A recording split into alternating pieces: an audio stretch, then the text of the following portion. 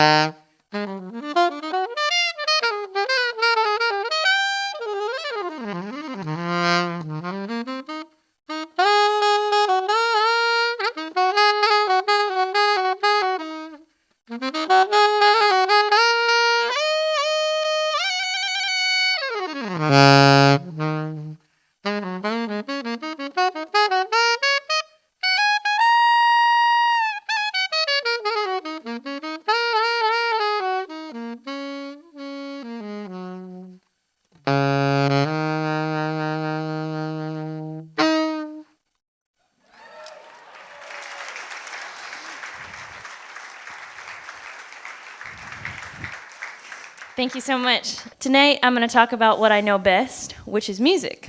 So, a little bit about me. My name is Grace Kelly. That's my real name. I promise. I have been performing and a recording artist since the age of 12, performing internationally since 14. I've performed over 500 concerts as a leader in 30 countries, 5 continents around the world. And I've met a lot of people and experienced the true power of music. And I really can say that music is our universal language. It's that common emotional connection throughout all of us. And what I do every day when I travel and I get to go to different parts of the world and play with the musicians is my absolute dream job. It's something that literally landed in my lap. I never thought it would be a career of mine. But I enjoy every minute of it. I can say it's my 100% passion. And I'm very lucky to have a career playing music. So, I wanted to talk about communication through music. I've been traveling all over the world, and I've been to some parts where I don't speak the same language as others, and they don't speak mine. But we do speak music. So, a few years ago, I was in a small town in Tuscia, Italy, and I was working with some local musicians. And we had to rehearse in the afternoon, put together a 60-minute set for that night, and it was for a competition that I was in. So it was a very interesting situation. The musicians didn't speak a word of English. I didn't speak any Italian. So I couldn't say to them, hey, at the bridge, can we do this? And then da-da-da-da. But I could pick up my instrument and play for them, and they go, yeah, see. And that night, we performed a great set, and I ended up winning the competition. Recently, I just came back from Madagascar and the Comoros Islands. I was there for the US State Department Cultural Exchange. And it was very interesting, because in the Comoros Islands, nobody had ever heard jazz. I was shocked. So I was across the world, and these people had heard of Katy Perry and Adele, but they had never heard of Louis Armstrong and Miles Davis, some of our, big contributors of American music. So it was my job to tell them about jazz and everything like that. And I also got to work with a few local musicians there.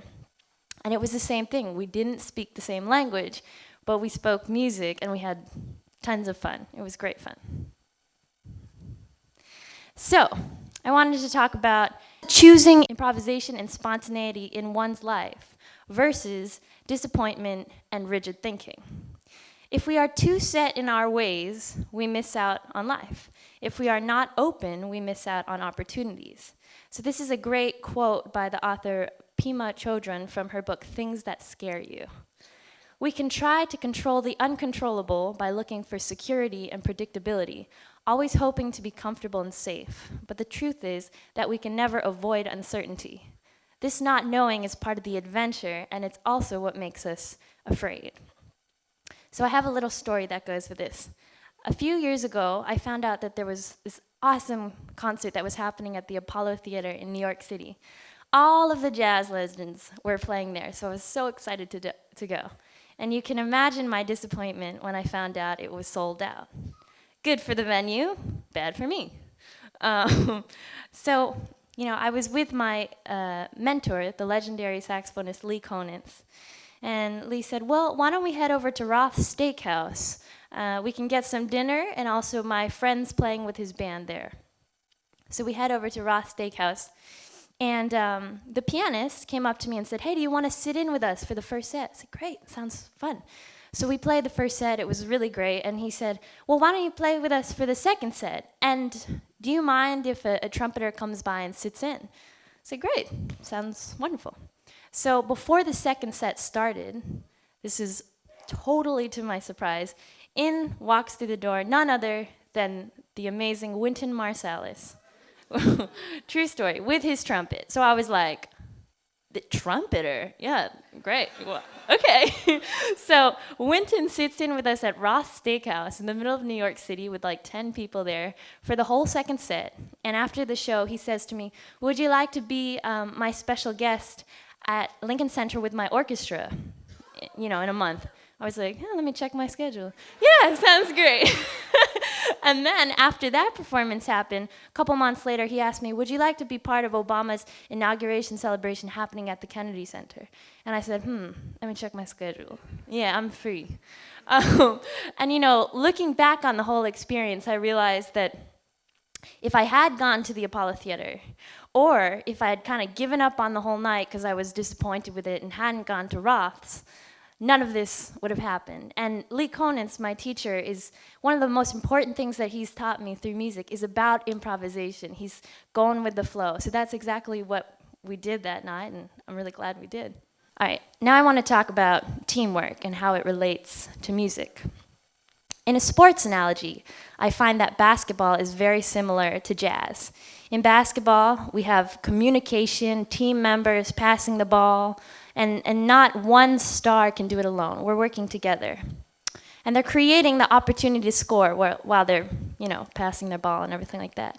Well, in jazz, we have a very similar thing. In my group, it's called the Grace Kelly Quintet.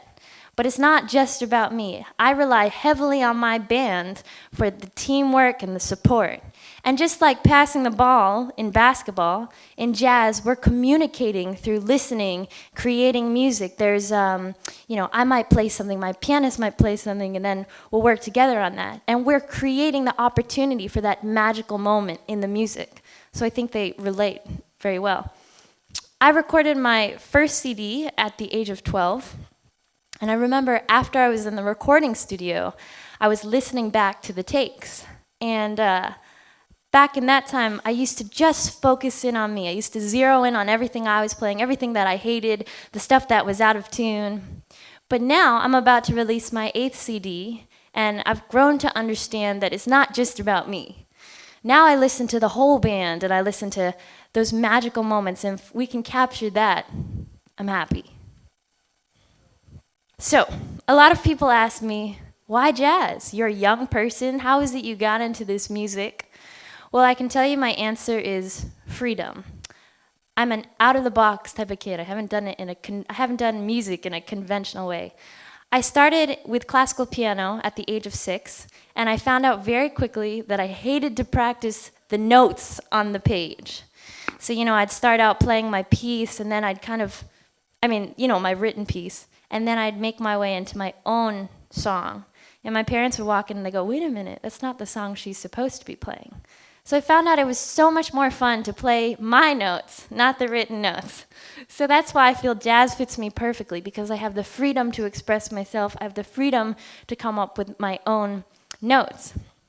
And with that same topic of freedom, I've noticed that little kids all around the world have that same innate desire to be free.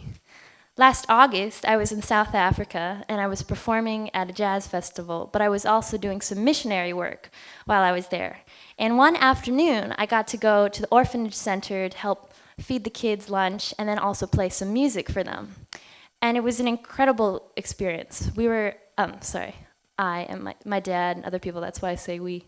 We were in Soweto, and I was walking up to basically the shack that the kids were in. And before I even got there, I had these little 5- and 6-year-old girls and boys run up to me. They were hugging my legs. They were so excited to see me. Then I went in and I sat down. All the kids were on my lap. The girls were, touching my hair. They were braiding my hair. And even though I'm pretty sure they've never seen anybody who looks like me, none of the kids cared. They just honestly wanted to be my friend. And I started thinking that these little kids and all of the little kids that I've seen around the world start out exactly the same. There's no prejudice, there's no barriers. You can see that wide-eyed curiosity in them. And they have this innate desire to be free. So what happens when we start growing up? All of a sudden we have barriers and prejudice and stereotypes, and we just start to isolate from each other. Duke Ellington has a great quote about freedom. He says, "Put it this way, jazz is a good barometer of freedom. In its beginnings, the United States of America spawned certain ideals of freedom and independence through which, eventually, jazz was evolved. And the music is so free that many people say it's the only unhampered, unhindered expression of complete freedom yet produced in this country." So, with that in mind, freedom and teamwork. When I perform, all I want to be is a vessel of emotion.